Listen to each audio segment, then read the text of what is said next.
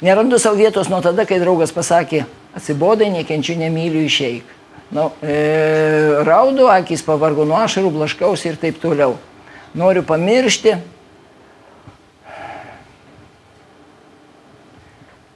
Nori, kad gera būtų išorėje. Mes nuolat galvojam, kad bus gerai tik tai tada, kai susiklostys tam tikros sąlygos. Iš tikrųjų, gerumo šaltinis yra tik viduje.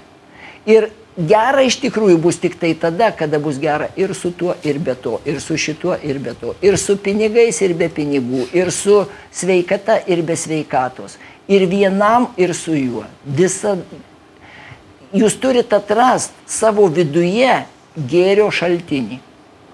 Sąmoningumo mokykloje tam darom praktiką, tylos praktiką, kada nežiūrim net į akis vienas kitam ir tada protas pradeda panikuoti. Negaunu, nieks neduoda, į mane nieks dėmesio nekreipia, bloga.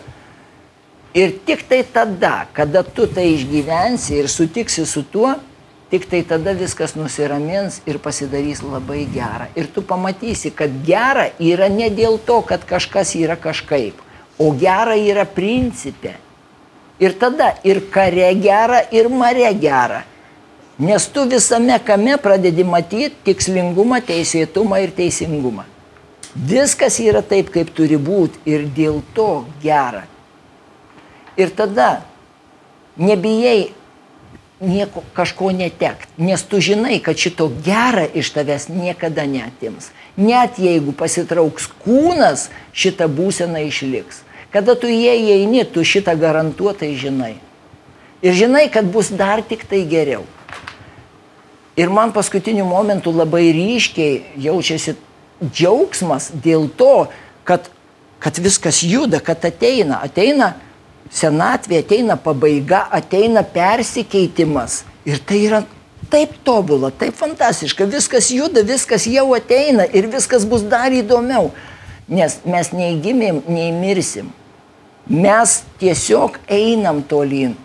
Gavom kūną, praktikuojam kūnę, kūnės pasitrauks, praktikuosim lygiai taip pat patyrimus, tik tai energiniam lygmenyje, be fizinio lygmens, be kūno pojūčių, bet visi patyrimai bus, dvasiniai patyrimai, džiaugsmas, viskas tai bus, bet kokiu atveju. Ir toliau vėl gausi kūną, vėl praktikuosi ir tai yra įdomu, tai yra fantastika. Va šitas pojūtis gali būti tik tai viduj. Jūs jo niekada neišmastysit ir neprisitrauksit kitaip.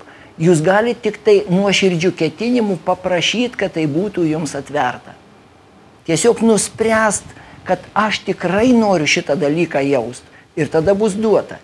Bet žmogus niekada neprašo, nes jis netiki, iš vis net nesupranta nuoširdumo esmės. Ir prašo, jeigu tai tik žodžiais, ir tada negauna.